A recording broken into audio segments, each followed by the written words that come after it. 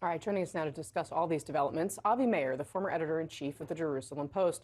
Avi, good morning to you. Thank you so much for being here.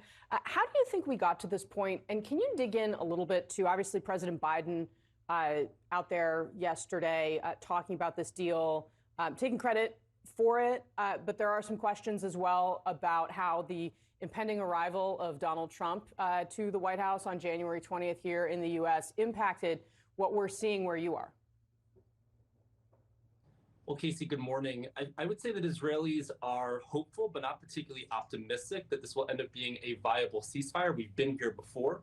The Second Lebanon War that ended in 2006 also concluded with a ceasefire. And we know that, of course, Hezbollah spent the past 18 years rearming and transforming southern Lebanon into an armed garrison from which to attack Israel, as it has done for the past year.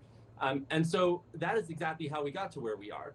This has been a war that has been ongoing. It's devastated civilians on both sides of the border as a result of Hezbollah's bombardments and Israel's need to defend its citizens. And so what will be key at this point will be the enforcement. Will we, in fact, see that there are monitors put in place to ensure that Hezbollah does not return to the southern part of Lebanon, does not transform it back into an armed garrison from which to attack Israel?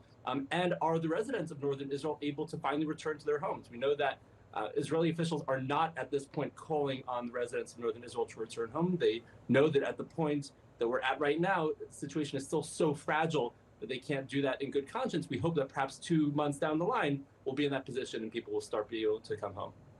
Yeah, Avi, you say that right now the situation is very fragile. And what would you say are the biggest risks that are presented right now in terms of this potentially falling apart?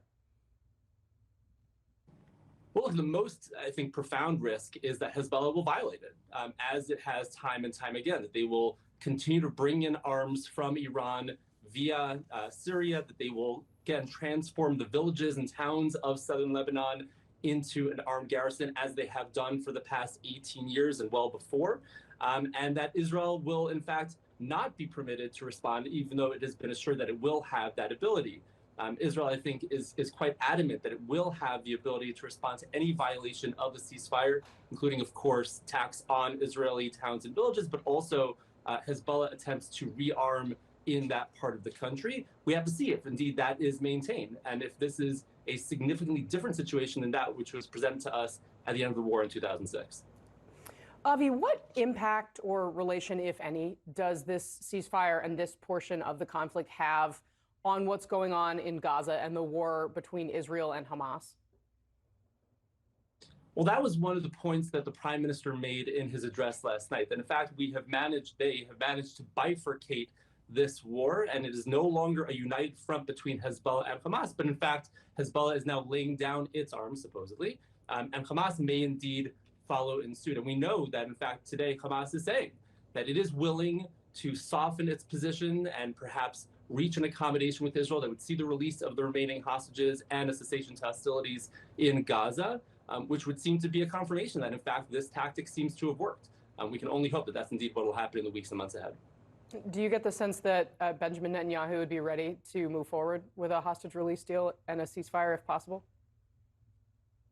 I think there's a great deal of eagerness in Israel to bring this war to a close. It's been 14 months of absolute devastation on both sides of the border, on all sides of Israel's borders, quite frankly.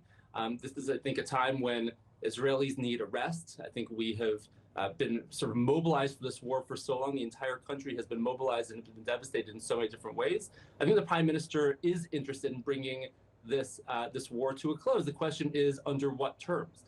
I think there are those who've suggested that the prime minister has been waiting for Donald Trump's entry to the White House to perhaps seek more favorable terms to Israel. But if that can be achieved right now by Hamas softening its stance and, in fact, expressing any eagerness or even willingness to reach an accommodation, I think they'll find a willing partner on the Israeli side as well. Interesting. Okay, Avi Mayer for us this morning. Avi, always grateful to have you. Thank you so much for being here. Thank you.